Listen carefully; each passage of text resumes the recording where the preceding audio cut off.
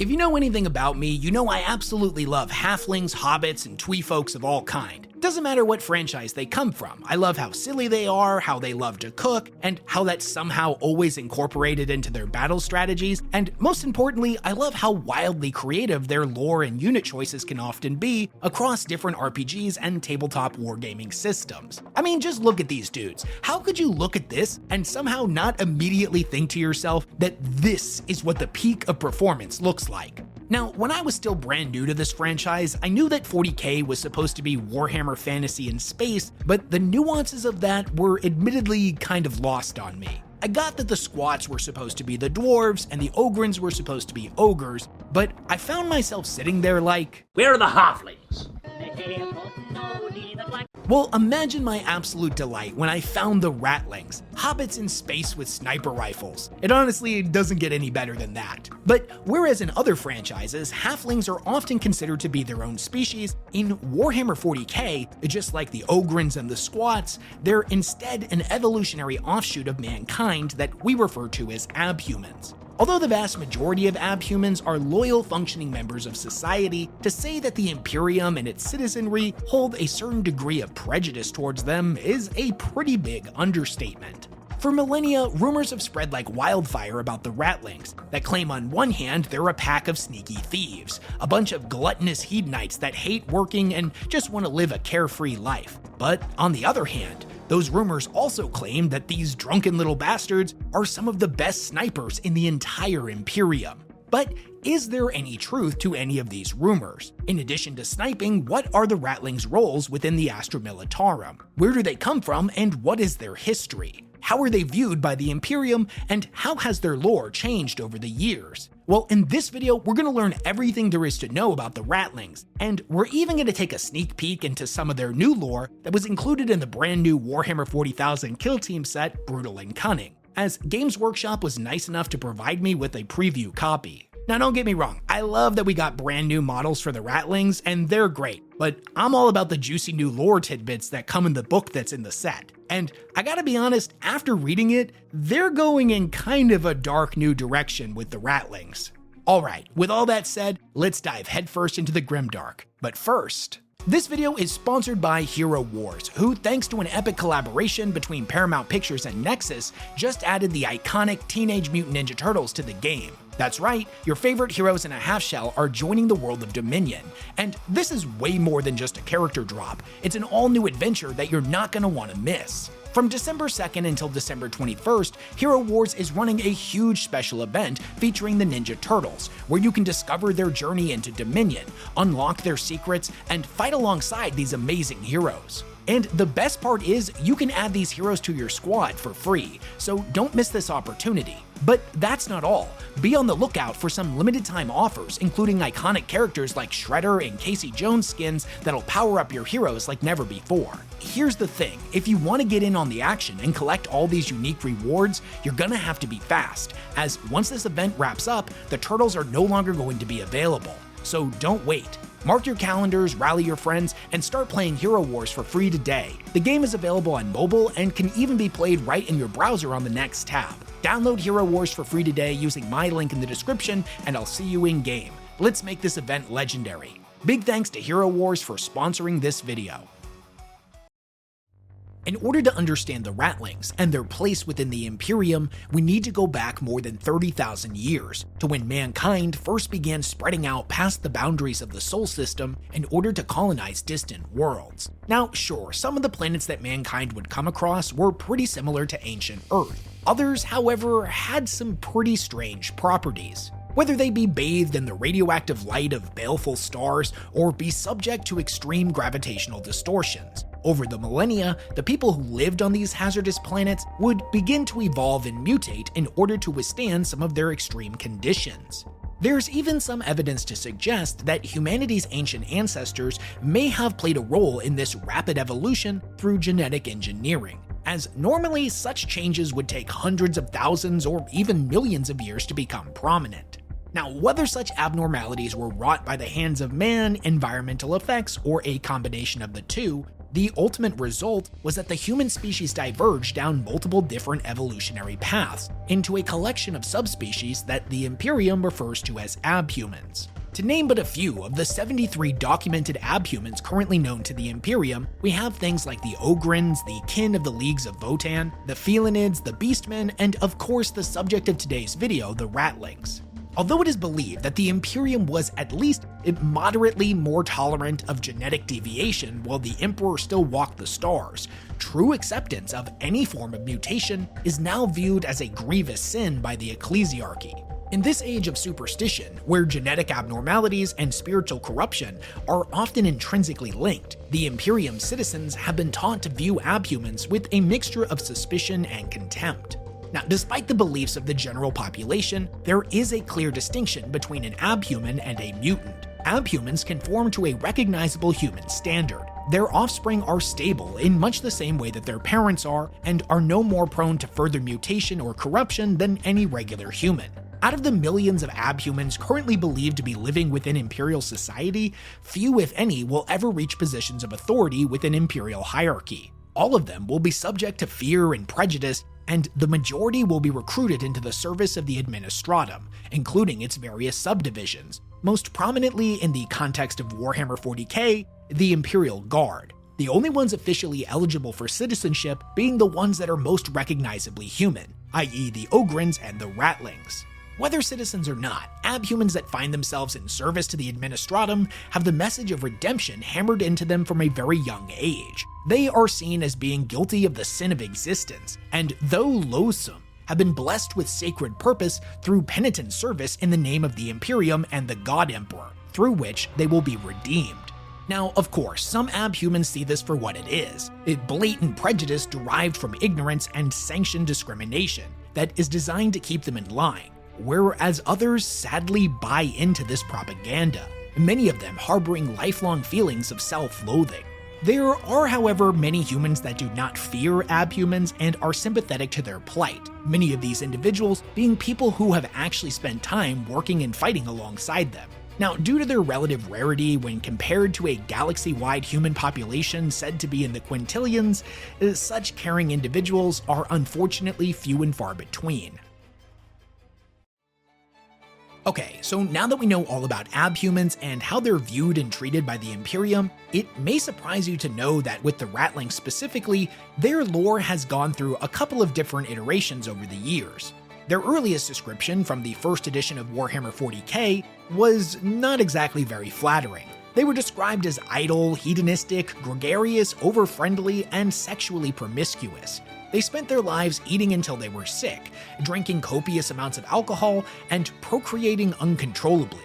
The Ratlings were said to be small, loud, hungry, and lecherous creatures. They weren't even called Ratlings officially at this point. They were still known as Halflings. Ratlings was a slur given to them by humans. Now, in the second edition Imperial Guard Codex, the Ratlings were given a much more serious description to match the tonal shift that Warhammer was currently going through.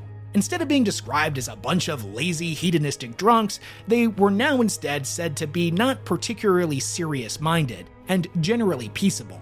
The Imperium still didn't think they made for very good warriors, and there was definitely still an air of prejudice against them based on their abhuman status. But at this point, they officially filled a niche within the Guard as naturally talented snipers. With the release of the Warhammer RPG Only War in 2012, the Ratlings were given a lot more background fluff due to the nature of this particular property, allowing for players to make Ratling characters or interact with them in-game. Now, everything about them being sneaky and a great shot is still here, but we're also given a glimpse into both their history and what they're like on and off the battlefield.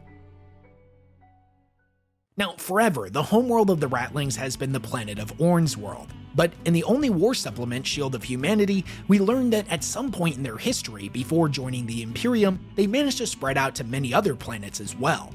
In sticking with the themes of them being hobbits in space, most Ratling worlds were described as idyllic, beautiful, and normally removed from the larger conflict. They were characterized by lush vegetation, an absence of danger, and a distinct lack of any form of industrialization. That is all, of course, with the exception of Ornn's world itself, which had been subject to numerous Chaos incursions. The first of these events saw the forces of Chaos blockade the planet, slaughter millions of Ratlings, and take off with a relic known as the Eye of Night. The next time they were attacked would be by the Knights of Blood in the 699th year of the 41st millennia. And finally, at some unknown point in time, during an invasion by Abaddon the Despoiler in the Black Legion, a Chaos ritual conducted upon the battlefield would end up going out of control, turning thousands of warriors into monstrous Chaos spawn. Still to this day, Ornn's world has numerous Chaos spawn that have to be hunted down every summer in an event referred to only as the Beast Hunts. Now, Ornn's world aside, due to the unique and idyllic conditions of Ratling planets, their populations have developed a culture that venerates an easygoing life, with a society-wide appreciation for the culinary arts. In concept, the Imperium views such planets as prime candidates to become agri-worlds, planet-wide farms that produce all of the food needed to feed a hungry Imperium.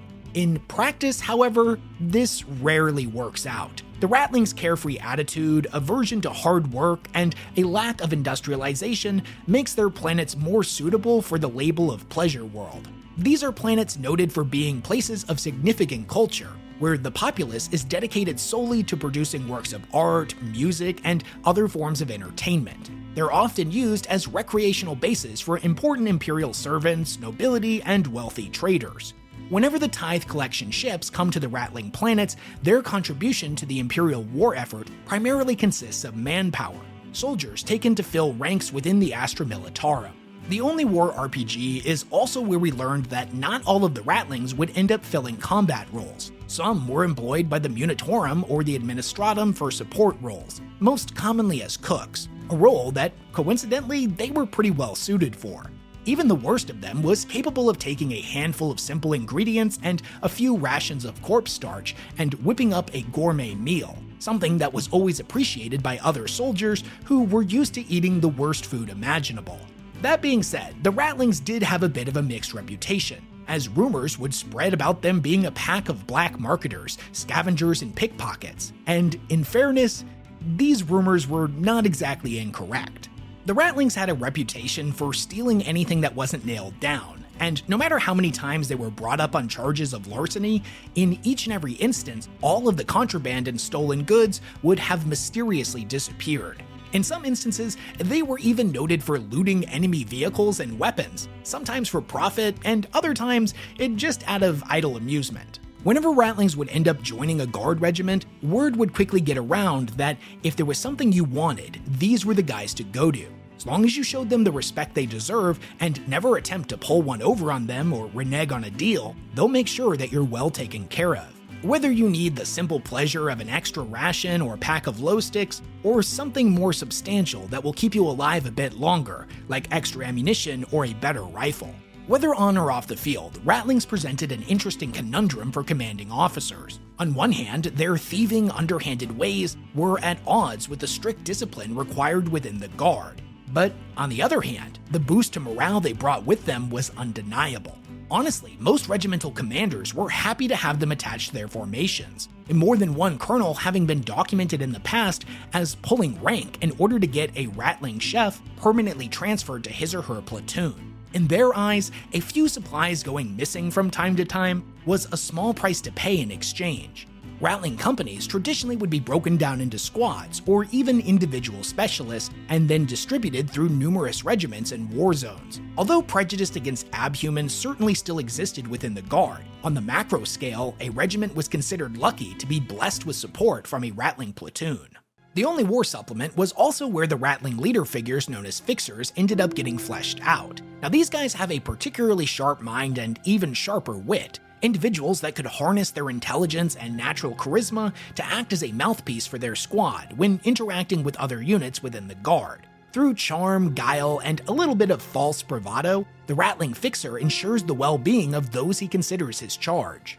Although this primarily applied foremost to other Ratlings, their protection could also extend to other abhumans or even normal humans that have proven useful to the Fixer in the past. Now, a Fixer doesn't care about the rules or the hierarchy of command. The only thing that matters to him is getting the materials he needs in order to provide for his men.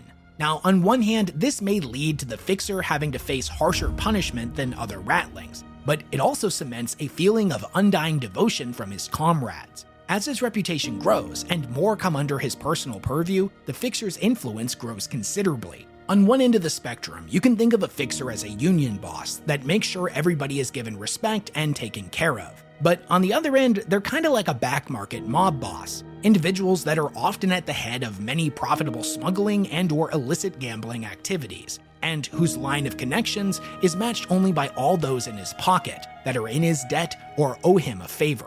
Fixers on this end of the spectrum traditionally believe that honesty is bad for business and tend to keep things close to the vest. Outwardly, they present a jovial nature, but rarely make their true feelings known. Quite often, even their inner circle is not made aware of key information. From the Fixer's perspective, the less that his men know, the more they're going to have to deny later. No matter their methods, all Fixers are shrewd and calculating. Many are remarkable judges of character. They spend so much time lying and bending the rules that they can smell a lie from a mile away.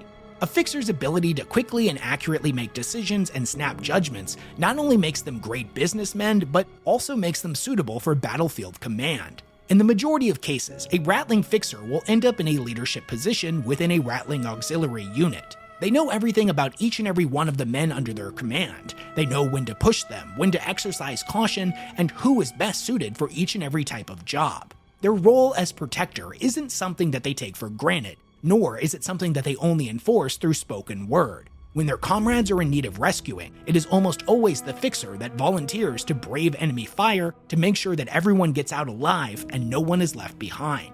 Now, although everything that we've spoken about so far remains largely true for the Ratlings lore in 2024, the upcoming Brutal and Cunning Kill Team set includes some new lore about them that takes things in a bit of a darker direction.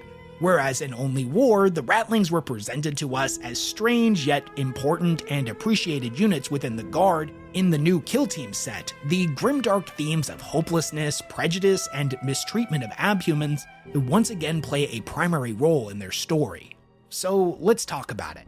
Whereas in Only War, the Ratlings made up for their lack of physical strength with morale-boosting effects that unified Guard regiments, in this new lore, this has been mostly discarded.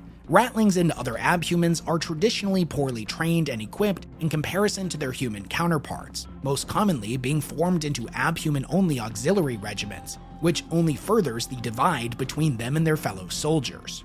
To say that abhuman regiments are treated poorly even though they're technically on the same side is a pretty big understatement, and that goes double for the Ratlings. Whether it's in matters of equipment, rations, or ammunition, the Ratling units are almost always overlooked in favor of others.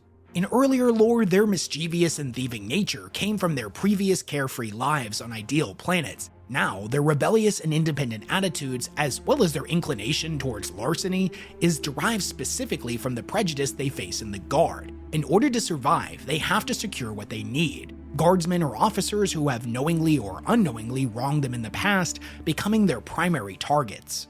Here's a passage from the new supplement wherein a Fixer is explaining the ropes to a Ratling rookie that I think illustrates the new tonal shift really well. This was narrated by the amazing Warhammer lore tuber The Amber King, and if you haven't checked out his channel yet, you owe it to yourself to do so. He does some great work. I'll have a link to it down below in the description of this video. You're a soldier when they need you, and a malcontent when they don't. You'll never fit in. You'll never receive medals or glory. You'll never hold rank. The best you can hope for is to look after your own and dodge your inevitable end for as long as possible. Remember, it isn't just the enemy you're up against either. Prejudice and spite are pitfalls too. You'll learn that we Ratlings have to stick together and look out for one another if we want to live. They'll treat you like dirt, rookie. Hurl you into the grinder without a second thought, so you make yourself useful. You hone your skills. You make that rifle your best friend. When they yell at you, beat you, or dock your rations, you bite your tongue, boy, and you come to me. That's what a Fixer's for, you see. We find a sympathetic officer, make sure they're kept abreast of our kill tallies, and aware of their underlings' failures. And if appealing to their military mind doesn't work, there are other methods too. a stolen supply of arc rations, or logistics placed in the right hands can soon enough get you friends in higher places. No upstart junior officer will dare to throw their weight around if you've got the upper brass in your corner, not unless they want to be posted to a penal battalion anyway. There are countless tales of officers berating and harshly disciplining the Ratlings under their command, only to find their platoon's supply of ammunition having mysteriously vanished prior to an assault, or even worse, an officer's personal supply of liquor disappearing from the stash.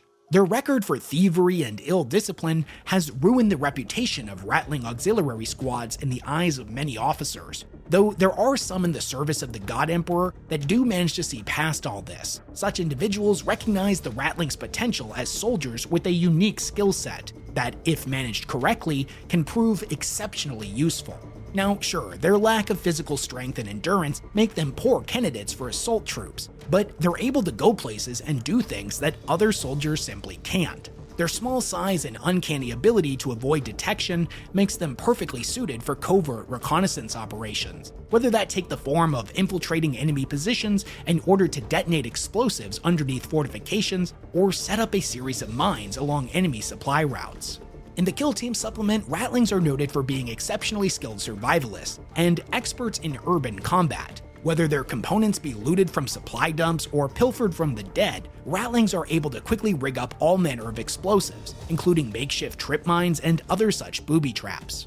In this new rendition of their lore, the Ratlings are still famous for their remarkable abilities with a sniper rifle. There are rumors that even the worst shot amongst them can put a bullet through an orc's eye socket from a mile away, or casually shoot the flies off of a grox. We know that many Ratlings are superstitious by nature, and that many of them have adopted the practice of a lucky round. They'll hold on to a single bullet that they deem lucky until the time comes where they must target a particularly large and powerful foe, kill an enemy that's wronged them in the past, or make a particularly tricky shot. As is to be expected, the weaponry most commonly wielded by the Ratlings are varying vintages and patterns of bolt-action sniper rifles, though a rare few have managed to get their hands on a more powerful las weapon variant. In the majority of cases, these weapons are not standard issue. Instead, they're cobbled together from salvaged or stolen equipment. Although some within the Imperium adhere to the Martian tech priest's fear of innovation, these are not superstitions that the Ratlings adhere to. Quite the contrary, they absolutely love tinkering with their guns, whether that take the form of modifying a las weapon's power pack, a sniper rifle's barrel length, or other such modifications designed to eke out additional range and stopping power. Most often, Ratling kill teams will be deployed to supplement frontline infantry, providing cover fire from concealed positions as their allies press the assault. In situations where close quarters combat is likely unavoidable, the Ratlings will often be paired with a unit of Ogrins. Ratlings and Ogrins have a long history and have often maintained strong bonds of friendship. The Ratlings know all too well what it's like to be an abhuman within the Imperium, and thus see something of a kindred spirit in these hulking brutes. For the Ogrins' part, they look at the Ratlings as their quote, little mates, and would gladly lay down their lives to protect them. When the enemy manages to get in too close, the Ogrins will hold the line, bashing in skulls and cracking bones, while the Ratlings melt away into the shadows and strike again from a better range. At the end of this video, I just want to say that if it wasn't clear, I'm a huge fan of abhumans, especially the Ratlings, and I'm really happy to see Games Workshop finally giving them some much needed love and attention. Now don't get me wrong, I like the more grimdark take that we're seeing with them from the new Kill Team set, where the Imperium's prejudice is on full display. It gives them an underdog quality, and you can't help but root for them. It also justifies them being a bunch of thieves, as their survival within the Astra Militarum quite literally depends upon it. I just hope that in this new grimdark direction that Games Workshop is going with them, they don't forget what made Halflings and in turn their 40K counterparts so endearing, and not necessarily just being used as comic relief, but characters that add a touch of whimsy and even joy when things seem their darkest. And maybe that's something that might seem a little bit out of place in the grimdark future, but even still, I think it's important. Maybe here at the end of the universe, with 1 minute left to go till midnight, the carefree and jovial nature of the inhabitants of Oran's World is exactly what the Imperium needs. Big thanks to everyone who supports the work that I do, and I will catch you all in the next one.